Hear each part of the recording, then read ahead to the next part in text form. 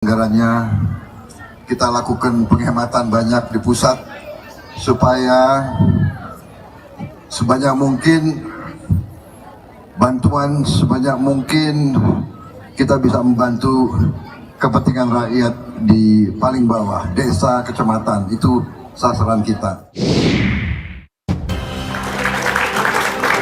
Tidak ada problem dana dalam penanganan bencana di Sumatera.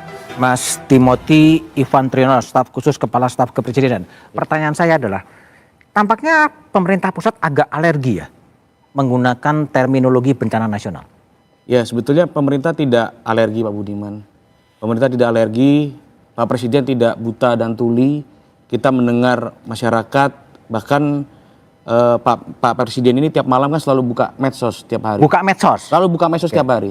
Beliau tuh punya iPad, yang setiap malam tuh selalu beliau buka gitu. Dan saya yakin betul bahwa Pak Presiden itu selalu memikirkan rakyatnya, dan tentu ini adalah proses ya. Proses karena kalau kita bicara kan tanggap darurat provinsi di Sumbar itu kan 25 November sampai 8 Desember. Lalu di Sumut itu 27 November sampai 10 Desember.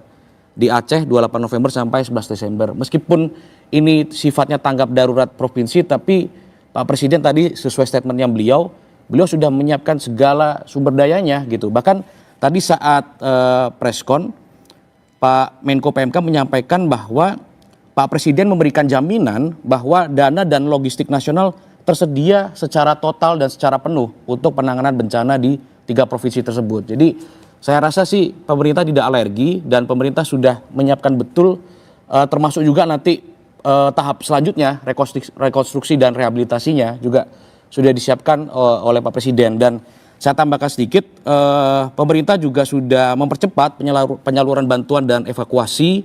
Lebih dari 50 helikopter TNI Polri BNPB sudah diterjunkan, begitu ya. Lalu kita juga pemerintah selalu melakukan evaluasi. Kan kemarin ada pengiriman bantuan airdrop yang berasnya juga jatuh kan, lalu dikritik oleh masyarakat, oleh korban. Kami melakukan evaluasi dengan berbagai macam skema. Tadi saya dapat update dari Pak Kasat bahwa pengiriman itu ada berbagai macam skemanya. Misalkan sekarang mengirimkan bantuan itu sudah dimasukkan dalam box-box yang diberi baling-baling gitu loh. Jadi ketika diturunkan ke bawah itu tidak langsung jatuh gitu. Itu bagian dari evaluasi begitu. Lalu juga kita pakai sealing begitu dalam pengiriman begitu. Jadi dan juga untuk pemulihan tower bertegangan tinggi, Pak Presiden juga sudah memerintahkan kepada PLN untuk segera mempercepat. Yang tadinya prosesnya butuh waktu 5 sampai 6 hari, Pak Presiden perintahkan dipercepat menjadi 2-3 hari, sehingga target nanti pada hari Jumat 5 Desember begitu ya, perbaikan itu sudah terlihat hasilnya. Lalu untuk perbaikan pemulihan layanan telekomunikasi, Presiden juga sudah perintahkan kepada Komdigi, kepada Telkom juga, dan Telkom sudah menurunkan personil sebanyak 2.498 gitu untuk melakukan perbaikan gitu. Jadi kalau dibilang pemerintah itu alergi atau anti, atau pemerintah ini istilahnya tidak mendengar masyarakat di daerah yang menjadi korban, rasanya tidak. Tidak ya? Karena kita betul-betul memperhatikan, dan Pak Presiden selalu tegaskan bahwa kita siap. Oleh karenanya Pak Presiden telah melakukan efisiensi di awal pemerintahan. Hasil efisiensi itu juga nantinya yang akan dipergunakan untuk melakukan rekonstruksi dan rehabilitasi. Baik, gitu. Mas Dirman, kalau penjelasan Mas Timothy kan semuanya diserahkan, semuanya dikerahkan. Hanya satu, soal nomenklatur bencana nasional. Ini katanya dihindari ya, atau gimana Anda lihat? Saya pengen menggunakan Pak Bupati tadi. Itu kewenangan Presiden. Jadi kita memberi kepercayaan pada Pak Presiden untuk memberikan judgement. Tapi begini, saya ingin menggarisbawahi bahwa pengalaman dari bencana ke bencana, justru masa-masa paling sulit bagi rakyat adalah hari-hari ke depan ini. Karena kalau yang kemarin sudah lewat lah ya. Tapi hari ke depan ini makanan sudah mulai turun, tadi sudah mulai hilang, kurang. Tapi yang juga harus diwaspadai adalah penyakit. Karena nanti akan ada bangkai-bangkai binatang yang mati, kemudian menimbulkan virus, mulai ada diare, mulai ada penyakit kulit segala macam. Nah, karena itu ke depan saya ingin menyampaikan permohonan kepada para politisi ini. Untuk sementara libur dulu deh politiknya gitu ya. Jangan flexing-flexing dengan bantuan. Betul-betul bekerja untuk rakyat. Karena tadi rakyat lagi butuh pertolongan, butuh ketenangan.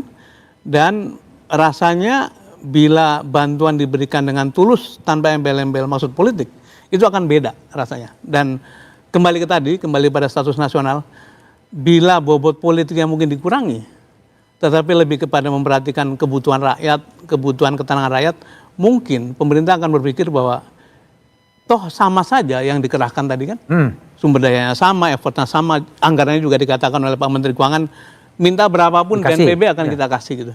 Jadi sebenarnya tinggal soal status, karena tadi status bagi saya adalah bagi kita semua memiliki dua impact. Nomor satu, ketenangan rakyat mengatakan bahwa ya sudah kita urus secara nasional.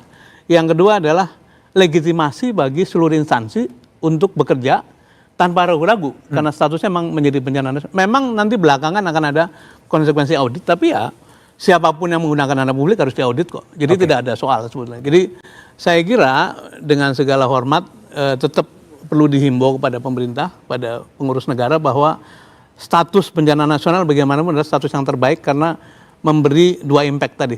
Ketenangan pada masyarakat, tapi juga legitimasi bagi seluruh instansi untuk bekerja menggunakan kewenangan itu. Baik. Mas Ahmad Salihin, Walhi. Kalau dari Walhi Aceh ya khususnya, apa yang Anda baca? Apakah semata-mata bencana ini semata-mata karena siklon yang datang, atau ada faktor lain sih temuan Anda di lapangan? Nah, kalau kami menilai bencana ini adalah bencana yang direncanakan. Direncanakan? Bencana yang direncanakan. Masa bencana direncanakan? Iya, dari kebijakan-kebijakan yang dikeluarkan, nah, kebijakan-kebijakan terkait pengelolaan sumber daya alam, pemberian konsesi kepada korporasi, merebut ruang sedemikian luas, sepertinya kami menilai ini adalah bencana yang direncanakan. Kita hanya memanen dari akumulasi kebijakan-kebijakan yang abai, permisif, semua ruang diberi untuk konsesi. Ini deforestasi ya? Menyebabkan salah satunya deforestasi, kerusakan daerah aliran sungai. Jadi ada banyak das di Aceh itu kerusakan sudah lebih dari 50% ya. Das-das besar seperti Ala Singkil yang hulunya ke Singkil, kemudian Pesangan yang hulunya ke Aceh Utara dan Aceh Biren, Jambu Ai, itu das besar, itu kerusakannya sudah lebih dari Walhi pernah 50%. mengungkapkan nggak kepada pemerintah provinsi, pemerintah kabupaten soal ini? Dalam setiap pengambilan kebijakan, kita sering dilibatkan.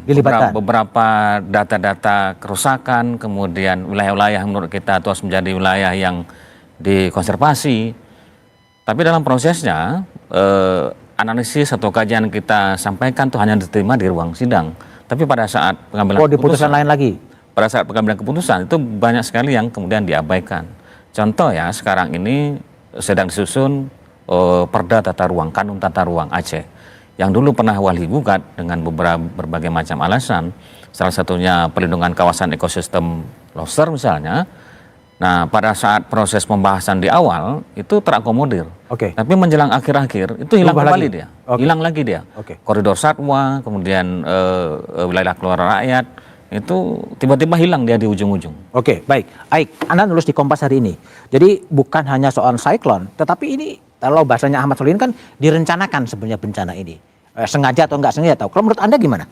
Ya, bahkan sebenarnya definisi mengenai bencana alam sendiri sebenarnya juga sudah definisi yang tidak tepat sebenarnya. Tidak tepat. Bahwa UNDRR sendiri sudah menegaskan bahwa bencana itu hanya terjadi jika fenomena alam atau hazard alam ya, artinya ancaman alam itu seperti gempa bumi, tsunami, termasuk badai, siklon dan seterusnya terjadi pada masyarakat yang tidak dilindungi gitu ya. Artinya dan bahkan saya setuju dengan Mas Solihin tadi ya, dalam konteks kalau kita melihat apa yang terjadi di Sumatera saat ini bencana ekologis kalau menurut saya. Bencana ekologis. Karena apa? Karena apa yang dilakukan selama ini secara sistematis selama bertahun-tahun, dan saya pikir terutama 10 tahun terakhir kita bisa melihat bagaimana alih fungsi lahan yang sedemikian cepat terjadi, dan itu terjadi di area-area hulu juga, tambang, HTI dan juga bahkan hidrotermal, dan banyak sekali di situ di daerah-daerah hulu yang menurut saya kalau dari per definisi aja ya, IPCC sudah mengingatkan bahwa dalam konteks perubahan iklim seperti sekarang, upaya-upaya pembangunan yang melemahkan kemampuan masyarakat dan lingkungan untuk beradaptasi dengan dampak perubahan iklim itu adalah bentuk maladaptasi. Dan itulah sebenarnya kalau saya setuju sekali bahwa ini bukan bencana alam, jelas bahwa ini bencana ekologis gitu. Dan definisi bencana alam sendiri menurut Kalau saya bukan bencana alam, bencana apa?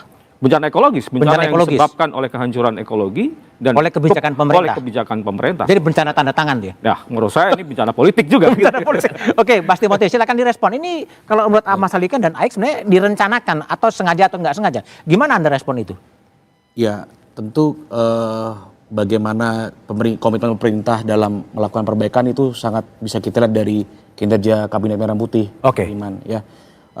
Terkait dengan misalkan hutan, ya, kami mengakui bahwa mungkin salah satu penyebab musibah kali ini adalah penebangan pohon, ya, illegal logging dan segala macam gitu, dan itu diakui oleh kami, oleh pemerintah begitu. Dan Pak Presiden terkait dengan kawasan hutan pun sudah sejak tahun ini menerbitkan Perpres nomor 5 tahun 2025 tentang penertiban kawasan hutan begitu, dan Presiden juga membentuk Satgas penataan kawasan hutan begitu. Dan hingga saat ini Satgas PKH itu sudah melakukan penyitaan 1,5 juta hektar lahan dari 587 perusahaan nakal. Itu sudah ditertibkan oleh Satgas PKH. Jadi Ditertibkan tuh diapain sih?